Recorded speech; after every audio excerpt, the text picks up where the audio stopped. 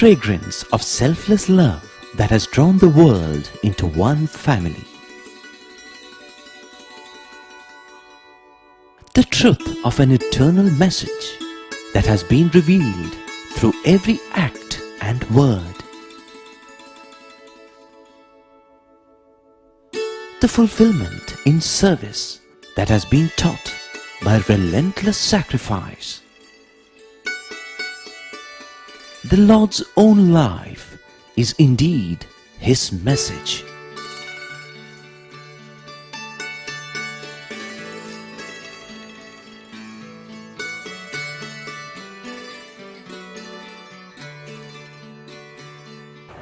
Sairam and greetings from Prashanti Nilayam. It is a pleasure to welcome you again. And just to remind you, today we are presenting the 6th episode of our special serial entitled The Message of the Lord. Just in the last episode, I was telling you that whenever we face a moral crisis or wish to talk to God, He speaks to us via a special hotline called the Buddhi.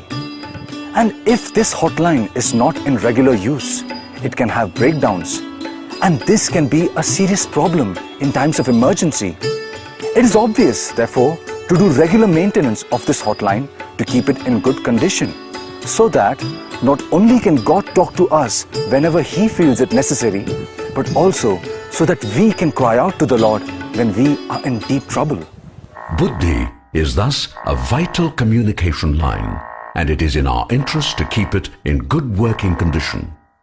The question now becomes, how does this hotline to God become dysfunctional? In other words, when and how does it fail? Buddhi fails the same way gadgets and instruments that we normally use fail. For example, if we have a bicycle and we wish to use it anytime we want, then clearly the cycle must be kept clean, the bearings must be regularly oiled, the tire pressure must be constantly checked, air pumped in if required,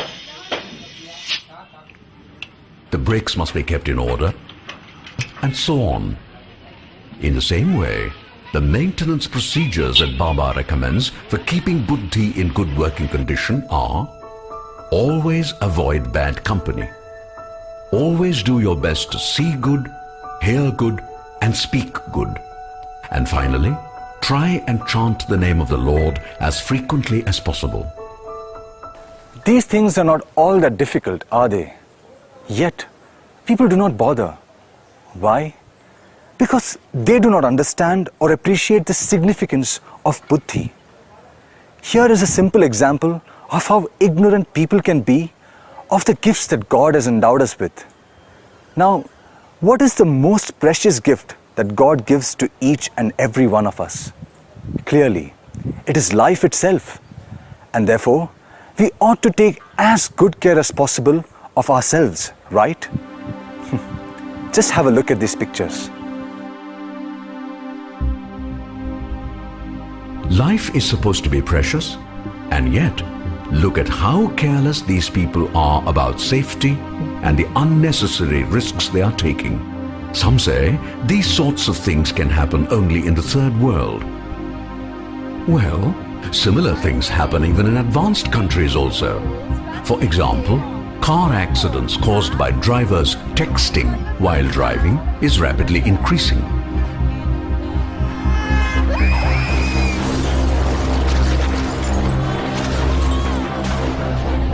In one instance, there was even a train accident that happened because the train driver was so busy sending a text message that he failed to see.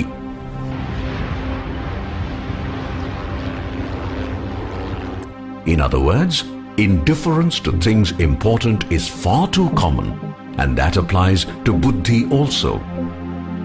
Buddhi is so important that this is how Lord Krishna cautioned his chosen disciple Arjuna. The essence of what Krishna said is the following: O man, if you allow your mind to be drawn to objects of the world and develop attachment to them, then step by step desires would build up in you.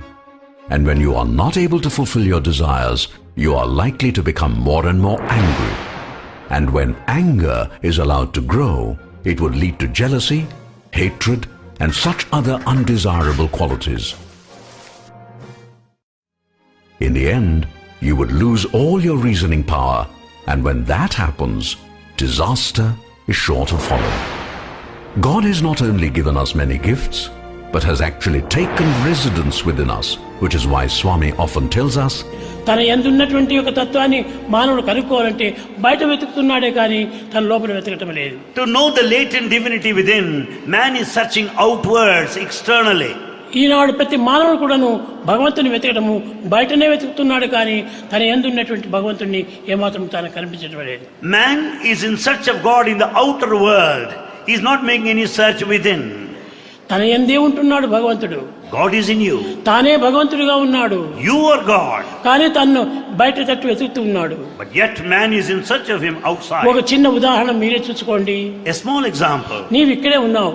You are here. నీవు బయట తట్టిపోయి నీవు చూడాలనుకుంటే వీలవుతుందా? Is it possible for you to find yourself outside? నీవు ఏ విధంగా చూడగలవు? How can you find yourself? చూడటమే వీలు కాదు. It is not possible. అంత మాత్రం చేత నేను లేననుకుంటావా? That doesn't mean that you can deny yourself. అంత వెతుకుతూ పలానా అబ్బాయి ఎక్కడ ఉన్నాడా అని అడిగితే నీవేనయ్యా పలానా అబ్బాయివి అని అడుగు చెప్తాడు. If you go on in search of your own self, some stranger will tell you, you are the person whom after you are searching for. అప్పుడు తన ఉన్నటువంటి సత్యాన్ని గుర్తించుకోగలడు. Then you will understand the truth within. ఈ ఏకత్వాన్ని గురించి చర్చించుకోవటం చాలా సులభమే కానీ దాన్ని నమ్మాలి బాగా. It is quite simple and easy to know this oneness, but one must have absolute faith. నేను అనేటువంటిది నాకంటే బయట లేదు. In fact, I is within, not outside. నేను నా యందే ఉంటున్నది కానీ నాకంటే బయట లేదు. The I is within me, not outside. Actually, as Krishna explains in the Gita, Swami is within us in 3 different ways or levels. To start with, God is present in every single atom in our body as a power of every atom. And remember, there are trillions and trillions of atoms in our body. You might wonder, what does it mean to say that God is present in every atom? Well, as you know, atoms are needed to make molecules. And there are so many different types of molecules in the human body. Without these molecules, we cannot have cells of different types. And without cells of different types, we cannot have flesh, blood, bones, muscles, and so on. Going back to the atom for a moment, when an atom is split, a tremendous amount of energy is released in relation to the size of the atom, that is. Such power is actually present in every single atom, and there are trillions and trillions of atoms within us. Do you know that the energy released by the total conversion of all the atoms in just about 5 grams of uranium was enough to flatten the whole of Hiroshima? Keeping that in mind, just imagine how much of atomic energy must be packed in this person. Fortunately, all this energy is safely packed in and cannot ever be released. So don't worry, none of us are walking atom and hydrogen bombs.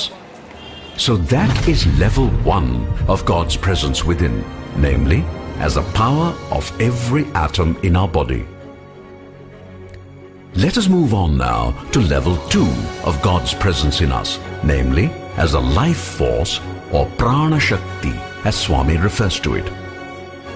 By the way, are you aware that this aspect of God is something we remind ourselves of every single day? You can't remember? Then just watch.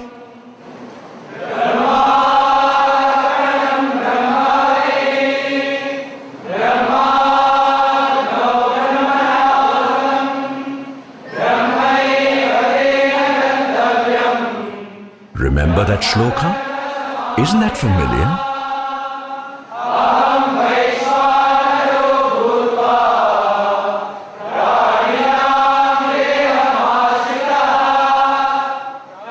Where do you think that came from? From the Gita. And Swami has referred to it so many times just to remind us that when we eat, it is God within who does the digesting always.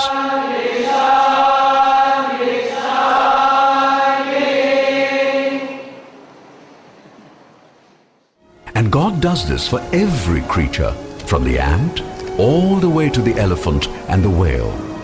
That is just one example of how the life force operates and helps us. Let us explore some more of the wonders concerning this mysterious life force within that keeps us going without our even being aware of it. You see how active these people are?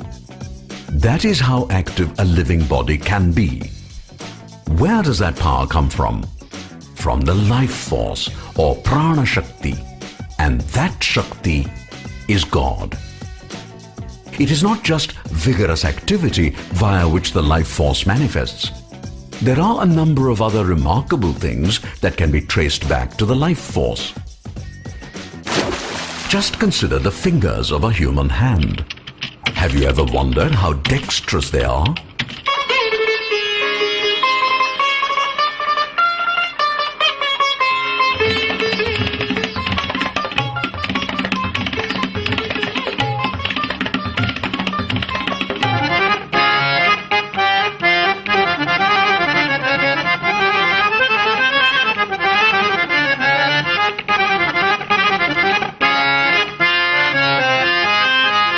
Isn't that amazing? That is just one great example of the life force in action. Take a simple thing like opening a bottle. Do you think you can open a bottle without the use of the thumb? If so, try it. Newton was so amazed by the thumb that he once declared, "The thumb alone is enough to prove that God exists." Here are some amazing facts about the human body that we all take so much for granted. Let us start with the heart. We all know that the heart is a pump that is vital for circulating blood, etc. Now, normally a pump set consists of a pump and a motor. If the heart is a pump, then where is its motor? Have you ever asked yourself that question? Are you aware that in the case of the heart, the pump is built into it, that it is based on electrochemistry, and that the difference in the ionic potential of the sodium and potassium atoms in the cells? The heart may be described as a pump, but no man-made pump can grow in size. But the heart? It is a pump that actually grows in size as an individual grows from a baby through childhood to an adult. The heart is also capable of self-repair, to a modest extent, that is. Can any man-made pump repair itself? Another great thing, the heart works literally non-stop from birth to death, which could even be as long as 70, 80 years, and at times as long as 100 years. What about cooling? Pumps normally require cooling. Where has nature hidden the cooling system of this pump within us? Have you ever thought of that? And by the way, do you know that God has different designs for the heart of a giraffe as compared to that of a cow? Do you know why? Here is why. In the case of a giraffe, its head is always at a much higher level than that of the heart. And so, when the heart has to pump blood to the brain, which is one of the important jobs of the heart, in the case of the giraffe, the heart has to work hard because the pumping is against gravity. By contrast, when a cow grazes, its head is below the level of the heart, and sending blood to the brain is a much easier task. So, God has a somewhat different design for the heart of a cow. Let us now go to the third level, where God functions as our conscience. Remember what Swami says about conscience? That is right. God speaks to us from within as the voice of conscience via buddhi. Buddhi is thus the hotline that brings us the voice of God.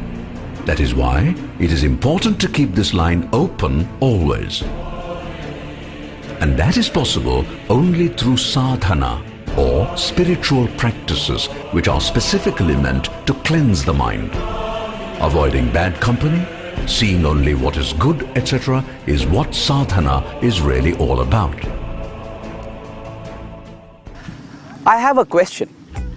If God is in me, is He in all the other people too? Of course He is. How can God be partial? Okay, let me put it this way. There are 6 billion people on this planet Earth. If God is in each and every one of these 6 billion people, do you mean to say that there are 6 billion gods? చూడండి, బల్బుల్లో ఎక్కడ చూసినా కానీ ఒక దీపం వెలుగుతూ ఉండాలి. You find bulbs here illuminating.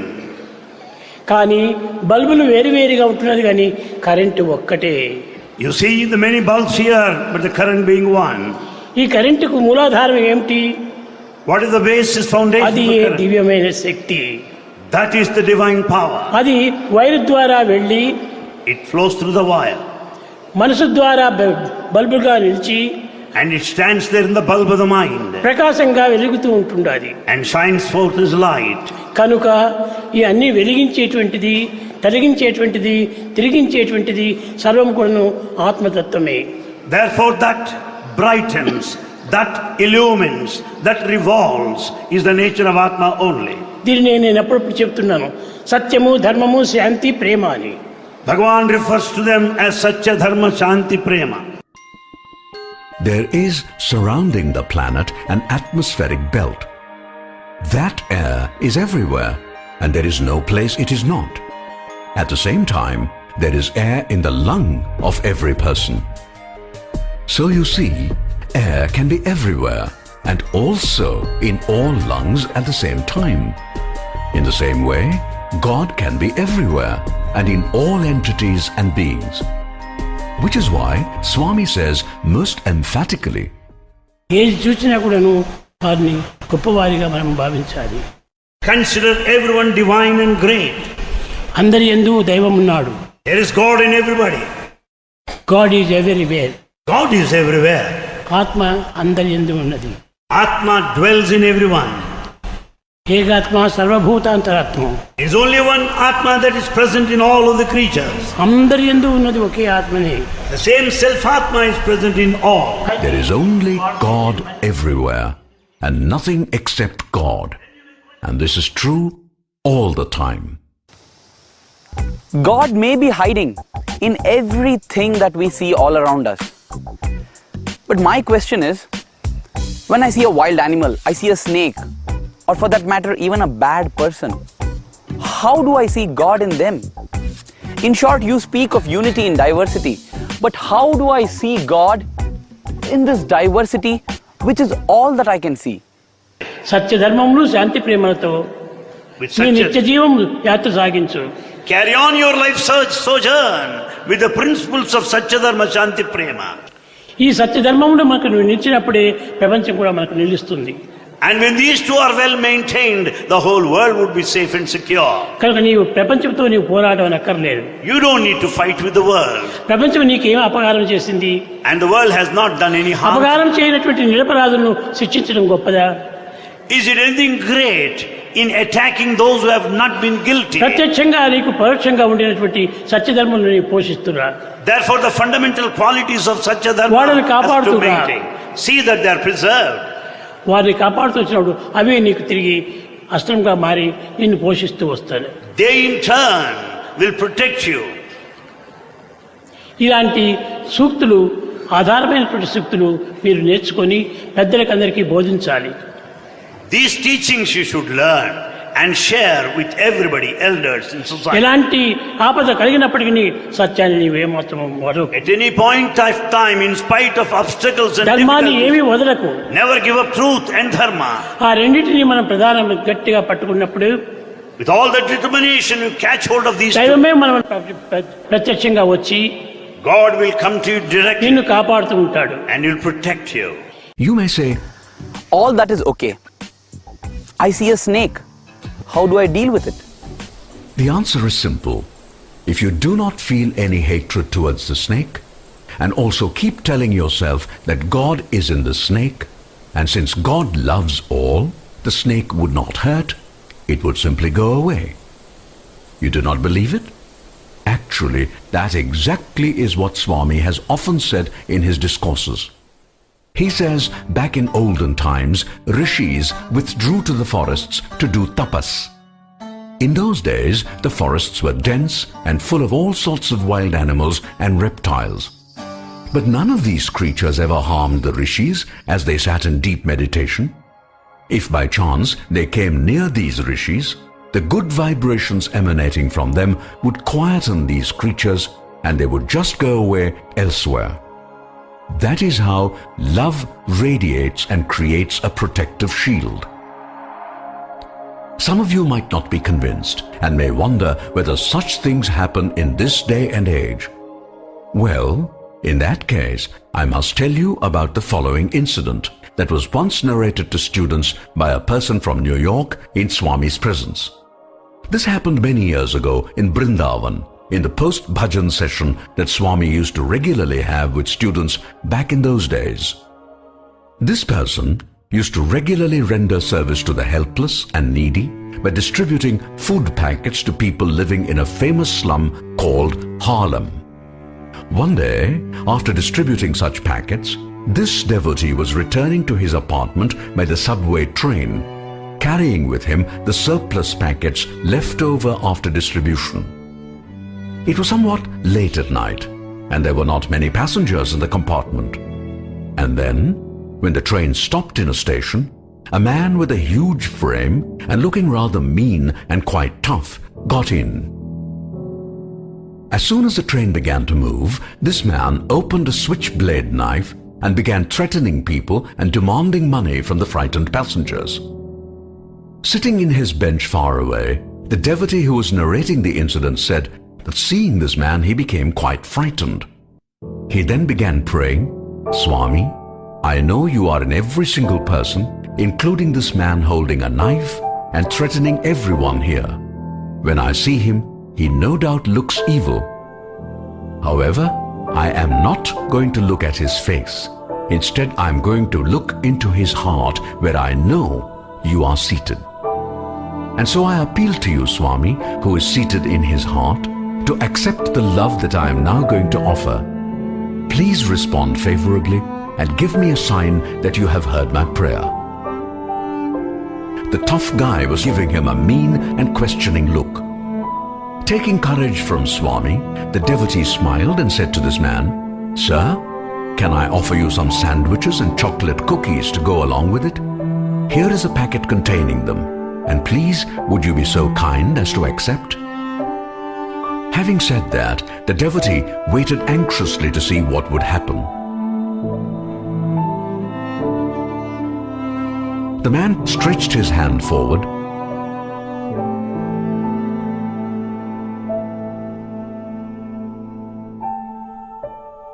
put away the knife, and began to eat the sandwiches and the cookies. A little later, even as he had finished eating, the train slowed down to stop at a station. The huge and menacing-looking man got up and started walking. It was clear that he wanted to get off at the station. Halfway to the door, he stopped, turned back, looked at the devotee who had given him something to eat, actually smiled at him and said, "Thank you." In the Bible, Jesus extols compassion and giving food to the hungry, saying that when the moment came, Lord God would himself say, "I was hungry and you gave me something to eat. I was thirsty and you gave me something to drink. I was a stranger and you took me into your home." God always acknowledges the love shown to him. If you think about it, Jesus is asking man to see God in the person to whom one gives, which is precisely the same thing which Swami asks us to do. Just to remind you, Swami says two things in this context.